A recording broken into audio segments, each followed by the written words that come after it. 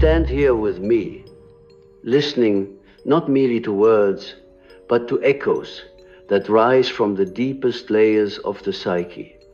What does it mean to stay true, to remain unshaken when the world, with all its endless masks and shifting winds, tries to mold you into something foreign? I invite you to feel the presence of that quiet inner voice. The voice that whispers beneath the chaos of expectations, demands, and judgments. This is not the voice of your fleeting persona, the one that bends like a reed to every gust of social opinion, but the voice of yourself, the eternal pattern that threads through all your experiences, the archetypal core of your being. To remain true is to remain in dialogue with that self, even when every external force conspires to silence it. Imagine for a moment that life is like a dream, and in this dream you find yourself wandering through a crowded marketplace. Each store calls out to you, offering masks, the mask of acceptance, of success, of virtue, of rebellion. These masks are not inherently false. They are aspects of the persona, the necessary faces we show to navigate the collective world. But what happens when you forget that the mask is only a mask? What happens when you start believing that this painted face is your only reality? And in the process, the voice of your inner truth grows dim, buried beneath layers of pleasing and conforming. That is when the soul begins to ache, when the shadow begins to stir, and when the unconscious will send dreams, often cryptic, often unsettling, to remind you that you have betrayed your own essence. Staying true to yourself is not an act of stubborn resistance against the world, but an ongoing alchemical work, a sacred dialogue between the conscious and the unconscious. It is a process of listening to your dreams, to your body, to the symbols that rise spontaneously from the depths of the psyche. There are times when this listening feels like entering a dark forest. You cannot see where the path leads. The trees close in. The sounds of the outer world fade. Yet within this forest lies the treasure, the goal of the inner journey, waiting for you to claim it. And this treasure cannot be handed to you by any authority, by any system, by any person who claims to know who you should be. It is yours to uncover through the patient work of individuation. Let me tell you something about this path. It is not the path of comfort. The moment you decide to stay true to yourself, the world will test you. People will project their shadows onto you, accusing you of being selfish, stubborn, difficult, or even lost. But remember, and the moment you begin to peel away the false layers, you will inevitably trigger discomfort in those who have not yet faced their own illusions. Their attempt to change you is often an unconscious plea for you to conform to their familiar patterns, because your authenticity exposes the artificiality of their own masks. Do not despise them for this. Understand it, see it as part of the eternal drama of the human condition. Consider the dream of a young woman I once worked with. In her dream, she stood in a vast, white room filled with mirrors. Each mirror reflected not her true face, but a different version of herself, a version shaped by the expectations of her family, her culture, her lover, her fears. She told me that in the dream, she felt suffocated, unable to find which reflection was real. But then, in the farthest corner of the room, she saw a small wooden door. When she walked through it, she found herself standing on the shore of a wild ocean, the sky filled with storm clouds and lightning. But the air tasted of freedom. This dream, I told her, was a map to find herself. She would have to step through the door of discomfort into the raw, unpredictable forces of life. Only there could she feel the salt of her own existence. Untainted by the demands of false mirrors, this is what I ask of you now. Are you willing to step through that door? Are you willing to leave behind the comfort of reflected images, to endure the storm that comes when you choose to live by the truth of your own being? It is not an easy thing. The collective psyche, the great web of culture and tradition, exerts a powerful pull. It does not want you to break free.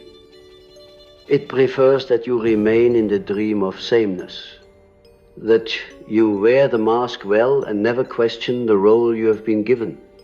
But the soul is restless. It will not be pacified by pretense. It calls you again and again, sometimes in the form of longing, sometimes in the form of suffering, sometimes through the symbols of a dream that wakes you in the middle of the night. To stay true, you must learn the language of these symbols. This is the language of the unconscious, a language older than any spoken word. It is the language of archetypes, of myth, of sacred images. When you dream of a wild animal chasing you, what is it that you are fleeing? When you dream of descending into a dark cave, what treasure is waiting for you in that darkness? These images are not random. They are messages, fragments of the self trying to reach you. The world may try to change you, but if you become fluent in the symbolic language of your soul, you will always have an anchor. You will know that no external force can rewrite the script that your deeper being has already inscribed within you. I tell you this, there is a kind of freedom that comes when you recognize that the world's attempts to change you are not personal. They are projections, collective patterns playing themselves out. When someone insists that you be different, that you conform, that you bend to their image of you, they are often speaking from their own fear, their own disowned shadow. To stay true is not to fight them or reject them, but to stand firm in your own light, knowing that you are guided by something larger than any individual opinion. The self is not a fragile thing. It is a cosmic pattern, an eternal truth unfolding through your existence. There is a story of a man who came to me in deep despair. He was a successful businessman, admired and respected, yet he felt empty, as though his life were a carefully staged performance. I don't know who I am anymore. He said to me, I have become everything they wanted me to be, and now I feel like a ghost. I asked him to tell me his dreams. In one of them, he saw himself standing in a grand theater, wearing a mask of gold. The audience applauded, but behind the mask, he was crying. When he took off the mask, he saw that his own face was pale and almost featureless.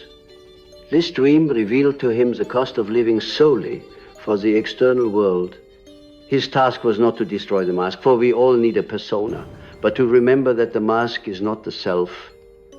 His journey was to bring life back to the pale face, to fill it with the authenticity that only comes when we dare to follow our own inner path. I urge you to look within yourself now. What masks have you been wearing? What roles have you played so long that you've forgotten the one who watches behind them? There is nothing wrong with these roles. They are part of the dance of life. But if you forget that they are roles, you risk losing your connection to the deeper reality of your soul. Staying true means holding the tension between the mask and the self. It means being fully present in the world while never letting go of the invisible thread that connects you to the eternal. The world will always try to change you, but the greater danger lies not in their attempts, but in your own willingness to abandon your inner compass. This compass is subtle. It speaks through intuition, through sudden flashes of knowing, through the quiet sense that something feels right or wrong. When you betray this compass, life becomes fragmented, disjointed. But when you align with it, even the storms of life cannot uproot you. You may bend, you may sway, but you will not break. There is another dream I recall, one that speaks to this struggle. A man dreamed that he was walking through a desert, carrying a heavy bag filled with stones. Each stone had a name carved into it: Father's approval, society's praise, success, control, fear of failure. He walked and walked until his strength gave out. Then he saw in the distance a small oasis. He dropped the bag and began to crawl toward the water. When he looked back, he saw that the bag was gone, and in its place, a single feather lay on the ground. He picked it up and felt light, free, as if the weight of years had lifted. This dream shows what happens when we release the burden of external expectations. We do not lose ourselves. We find the self that was hidden all along. The moment you choose to walk this path of authenticity, something shifts within you. You begin to notice how much of your life was lived in automatic patterns, inherited scripts that were never truly yours. You see how the collective mind, like an unseen puppeteer, tries to dictate the rhythm of your every move. Yet the soul, your eternal self, is not here to be a puppet. It is here to become whole, to integrate the many scattered pieces of your psyche, and to stand as a bridge between the conscious world and the vast mystery of the unconscious.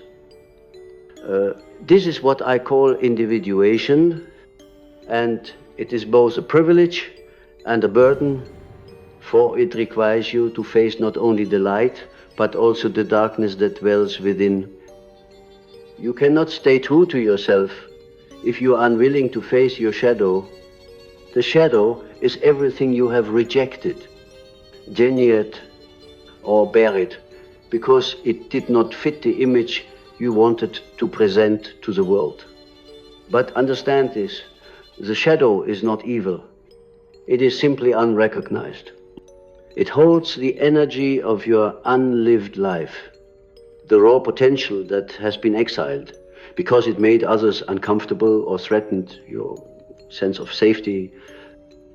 When you refuse to meet your shadow, you are vulnerable to being shaped by the projections of others. But when you embrace it, when you invite it into consciousness, you become whole. You are no longer at the mercy of external attempts to change you, for you have reconciled the inner war. There is a profound courage required to do this work. Imagine a dream in which you are descending into a dark cavern, carrying only a small torch. The air is thick, the silence heavy, and every step takes you deeper into the unknown. At first, you may feel terror, for the cave is filled with strange whispers, shadows flickering against the stone walls. But as you go deeper, you find something unexpected, a figure waiting for you. This figure may appear frightening at first, perhaps wearing the face of a monster, but as you approach it, you realize it is your own face, the part of you that has been waiting to be acknowledged. This dream is a symbol of shadow integration. To stay true, you must descend into your own depths and face the parts of yourself that you once thought were unworthy or dangerous. The world will always try to distract you from this descent. It will tell you to stay busy, to keep wearing your masks, to find comfort in the roles assigned to you. It will tell you that success and approval are more important than authenticity. But if you listen carefully, you will hear another call, a quiet, insistent voice that urges you to look within, to ask the question, who am I beneath all of this? This question is not answered in a single moment. It is answered through years of inner dialogue, through dreams, through symbols, through moments of painful clarity. And each time you find an answer, life will test you, challenging you to live by that truth. When someone tries to change you, to shape you according to their image, see it as an opportunity to stand more firmly in your own being. Do not resist them with anger or fear. Instead, recognize that their attempt to change you is often a reflection of their own inner struggle. They see in you something they have not yet faced within themselves. By remaining true, you do not only free yourself, you also offer them a mirror, a chance to awaken. This is not about defiance, but about quiet strength, the kind of strength that comes from knowing who you are and why you are here. Let me tell you a story of another dream. This one from a man who felt crushed by the expectations of his family. In his dream, he was standing in a courtroom, accused of betraying his lineage. The judge, the jury, even the audience were all faces of his relatives, glaring at him, demanding that he conform. He felt trapped, suffocated by the weight of their judgment. But then he noticed a small door at the back of the courtroom. He walked toward it, and though they shouted at him to stop, he stepped through and found himself in a vast forest filled with golden light. When he woke, he realized that the door symbolized his own inner freedom, the decision to follow his own path even if others disapproved. His dream was telling him that the trial was not real. It was a projection of his fear. The forest, on the other hand, was his self calling him to live authentically. Staying true to yourself does not mean rejecting the world or isolating yourself. On the contrary, it means engaging with the world in a more conscious way. It means recognizing that while the collective has its place and its wisdom, it cannot dictate the entirety of your being. There is a rhythm, a song within you that no one else can hear in quite the same way. To live true is to dance to that song, even when the world's music tries to drown it out. Sometimes this will make you feel lonely, for few people have the courage to live this way. But know this loneliness is often the first sign that you are truly walking your own path. It is a sacred solitude, one that allows you to listen more deeply to the whispers of your own soul. In my years of studying the psyche, I have seen countless examples of people who lost themselves because they feared this solitude. They filled their lives with noise, endless activities, relationships, achievements, trying to silence the discomfort of being alone with their own thoughts. But you cannot stay true to yourself if you are always running away from the silence. It is in the silence that the self speaks. It is in the silence that you remember who you are. I ask you now, when was the last time you sat in silence, not seeking to achieve or impress, but simply to listen? When was the last time you asked yourself what you truly desire, not what others have told you to desire? These questions may seem simple, but they cut through the layers of conditioning like a blade. And once you begin to ask them, you cannot unsee the truth they reveal. There is a dream I recall from a woman who felt constantly manipulated by those around her. She dreamed of standing in a room filled with strings, each one tied to her body, pulling hair in different directions. The strings were held by faceless figures who whispered demands she could not fully understand. She felt exhausted, as if every movement drained her life force. But then she looked closer and saw that some of the strings were tied loosely. And with a single gesture, she could untie them. As she began to free herself, the faceless figures faded, and she felt a surge of energy as though life had returned to her veins.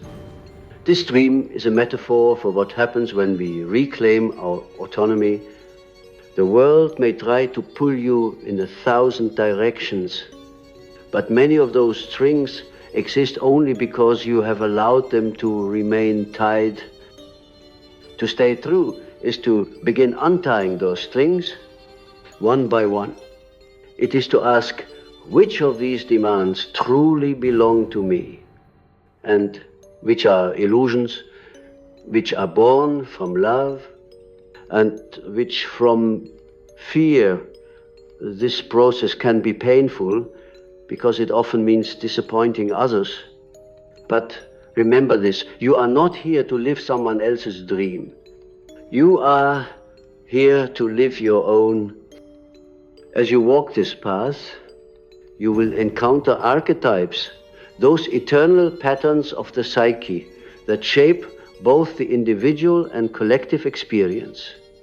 The hero, the child, the mother, the trickster, the sage, each of these lives within you, waiting to be acknowledged.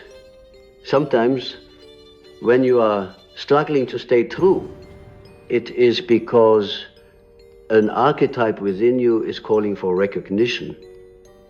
Perhaps the warrior within you is tired of surrendering, or the lover within you longs for authentic connection, or the hermit calls you to step away and seek solitude. By understanding these archetypes, you gain insight into the deeper currents shaping your life.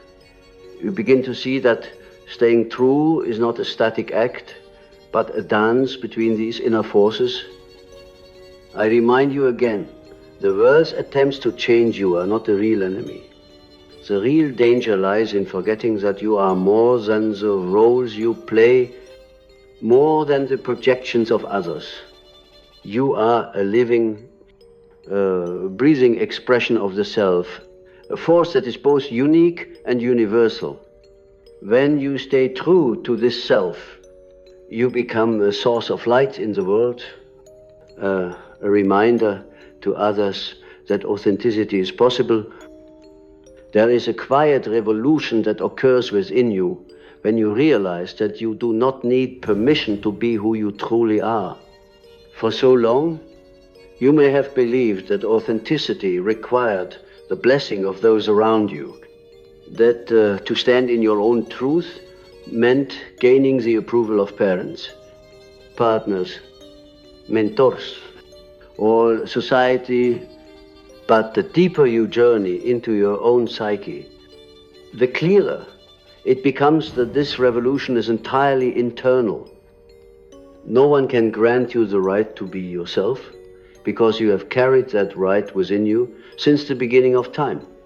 The self, the eternal center of your being, has always been waiting for you to awaken to its presence, to recognize that its authority surpasses all external voices. Imagine a dream where you are walking through an ancient temple. The walls are covered with carvings depicting stories of gods and mortals, of creation and destruction, of light and shadow.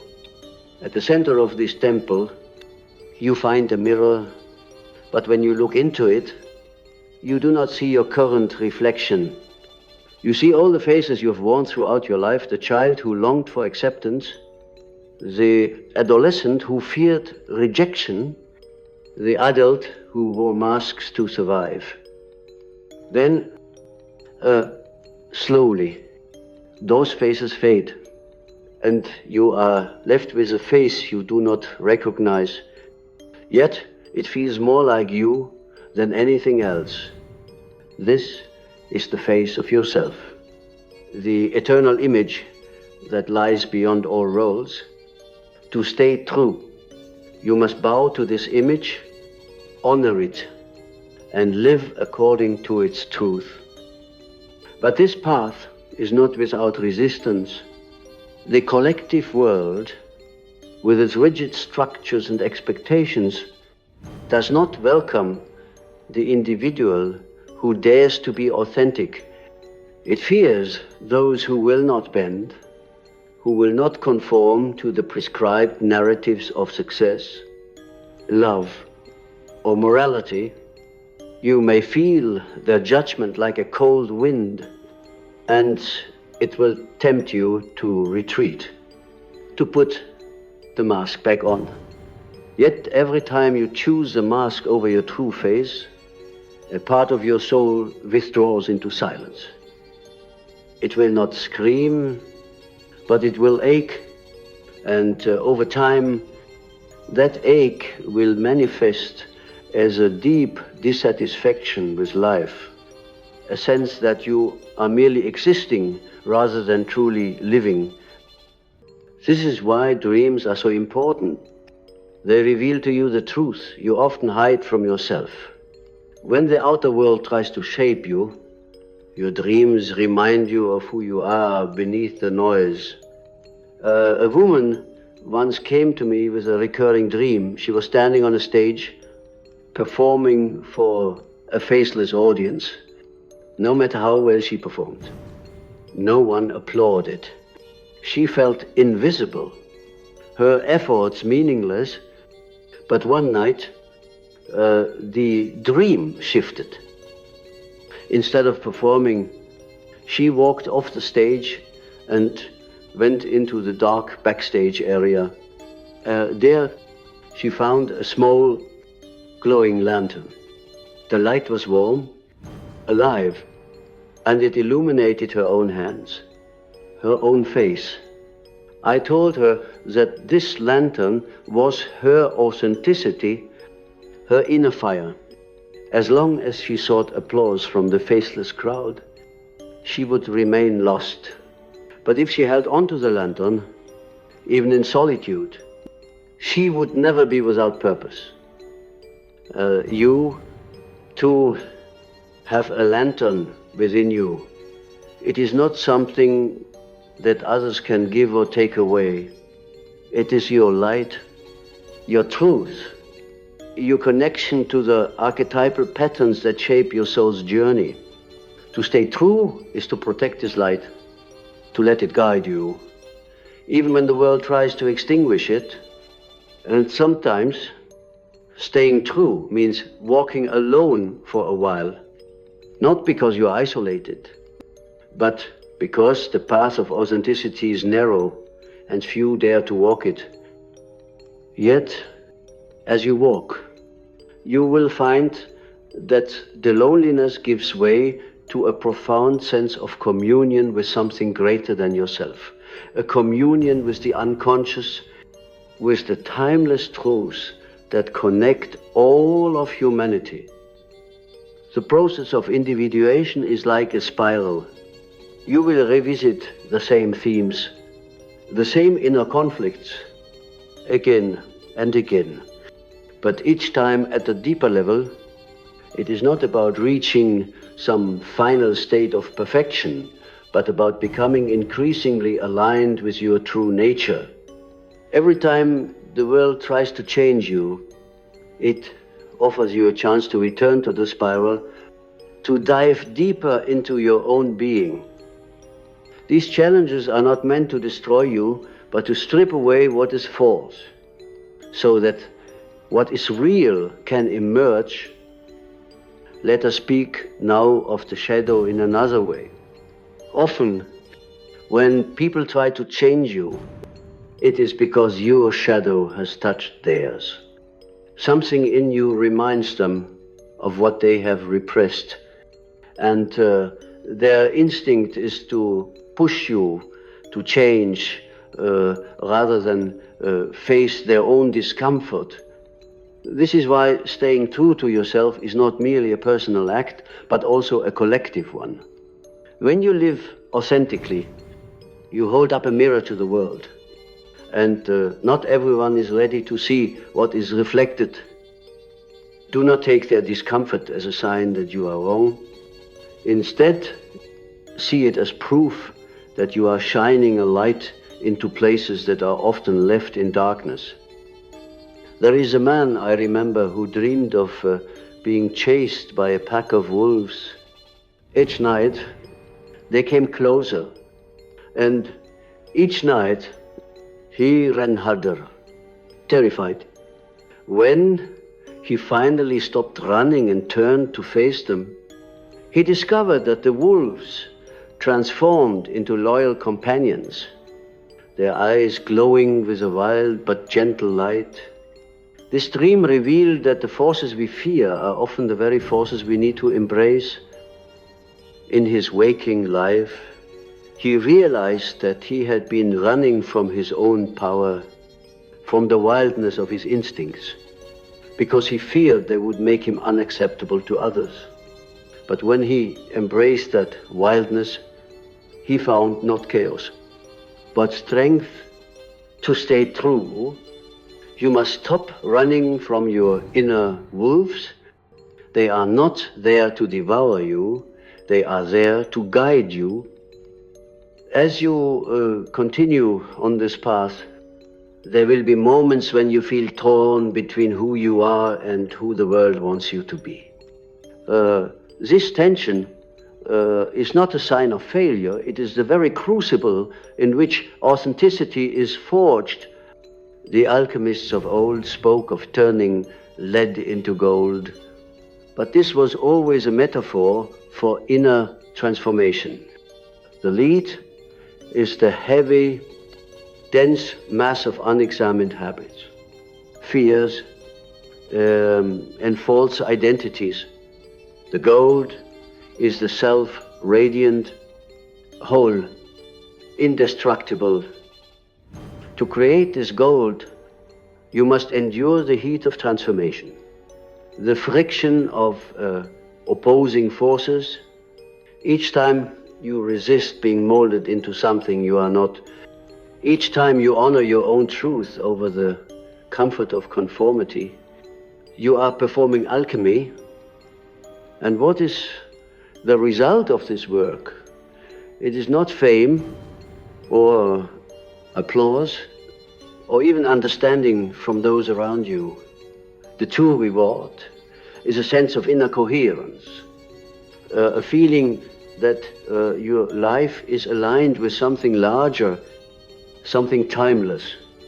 You become less concerned with how others perceive you, because you know deep in your bones that you are living according to your own truth. This does not mean you become indifferent to others, but rather that your compassion deepens because you no longer seek validation from them. You see them as fellow travelers, each wrestling with their own masks, their own shadows, and in seeing them clearly, you can love them without losing yourself. There is a final image I want to share with you. Imagine standing at the edge of a vast ocean at dawn. The sky is painted with colors you cannot describe, and the waves are both calm and powerful. You feel the immensity of life, the mystery of existence, and you realize that you are part of something far greater than the roles you play or the expectations you meet. In that moment, you understand that staying true is not about clinging to a rigid identity, but about flowing with the deeper currents of your own being. It is about trusting that the self, like the ocean, is vast enough to hold all the storms, all the changes, all the challenges you will ever face. There comes a moment when you begin to see that all the attempts to change you from parents, partners, teachers, even society itself, are not so much personal attacks as they are reflections of a collective fear of the unknown. The true self, the self that rises from the depths of the unconscious, is always something unknown, something wild and untamed. It is not concerned with fitting neatly into the structures of the external world. It is like the forest, like the ocean, like the fire that both destroys and renews. And so, when you stay true to this self, you inevitably unsettle the patterns that others have built around you. Yet, this unsettling is necessary, for authenticity does not exist in the realm of comfort. It exists in the tension between the known and the unknown, between what is expected and what is deeply true. I once spoke with a man who dreamed of standing at the top of a mountain, holding a map that suddenly crumbled to dust in his hands, Hepanitsed, believing he had lost his way. But then, as he looked around, he saw that the path forward was etched into the mountain itself. He didn't need a map, because the way was already inscribed in the very ground he stood on.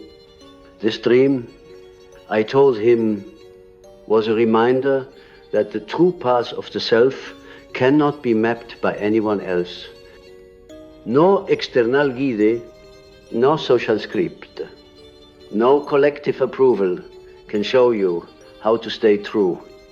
The path is carved by each step you take when you dare to listen to your own soul. To live in this way is to embrace a kind of sacred uncertainty. The persona, the social mask, thrives on certainty, on knowing what is expected and how to perform it. But the self is not concerned with performance, it is concerned with wholeness. And wholeness often requires us to walk into the unknown, to let go of the comforting illusions of control. This can be terrifying. It can feel like stepping off a cliff into empty space. But if you trust the deeper currents of your psyche, you will discover that there is something beneath you, something that holds you even when all familiar ground has vanished. This is the mystery of the unconscious. It is both dark and luminous, both chaotic and ordered, When you surrender to it, you do not lose yourself. You find the self that was always there, waiting. In one of my own dreams, long ago, I saw a vast tree growing in the center of a desert. Its roots reached deep into the earth, and its branches touched the stars. I understood then that this tree was a symbol of the self, rooted in the depths of the unconscious, yet reaching toward the eternal. It was not swayed by the storms that passed through the desert, nor did it seek approval from the barren landscape around it. It simply grew, silently and steadily, true to its own nature. This image has stayed with me, a reminder that authenticity is not something we achieve through effort, but something we allow to emerge when we stop betraying our inner truth. You may be wondering how to find this truth in a world that constantly bombards you with noise and distraction. The answer lies in listening deeply and consistently to the symbols of your own life. Every dream, every intuitive nudge, every feeling of unease or longing is a message from the self. These messages are not always comfortable. They may challenge you to leave situations that no longer serve your growth, to speak truths that others do not want to hear, to walk away from patterns that once gave you a false sense of safety. But this discomfort is the very sign that you are awakening, that you are stepping out of the roles imposed upon you and into the fullness of your being. Do not underestimate the power of small, quiet acts of authenticity. It is not always about grand gestures or dramatic transformations. Sometimes staying true means simply saying no when your heart says no. Even if the world expects a yes, sometimes it means allowing yourself to rest when everyone else is rushing, to create when no one understands what you are making, to feel deeply even when others tell you to harden your heart. These small acts, repeated over time, weave a tapestry of truth that no one can unravel. The journey of individuation is not linear. There will be times when you feel strong and clear, and times when you feel lost, unsure, pulled in every direction. But even in the moments of confusion, trust that something within you knows the way. The self does not abandon you. It may withdraw to allow you to explore, to fail, to learn, but it is always there, like a quiet flame in the darkness. When you return to it, you will find that it has not diminished, but grown brighter, fed by the very struggles you thought would extinguish it. Another dream comes to mind, this one from a young artist who felt pressured by family and society to abandon her passion for something practical. She dreamed of a small bird trapped inside a glass box, beating its wings in desperation. She wanted to free the bird, but feared that opening the box would cause chaos. Finally, she opened it, and the bird flew out, transforming into a phoenix as it soared into the sky. When she woke, she knew that her creative fire could not be caged, and that staying true to herself meant letting that fire burn, even if it defied the expectations of those she loved. This is the paradox of authenticity. When you set your own soul free, you often inspire others to find their own wings, though they may resist at first. And so I say to you, do not fear the world's attempts to change you. Do not fear their opinions, their judgments, their misunderstandings. The only true danger lies in abandoning yourself.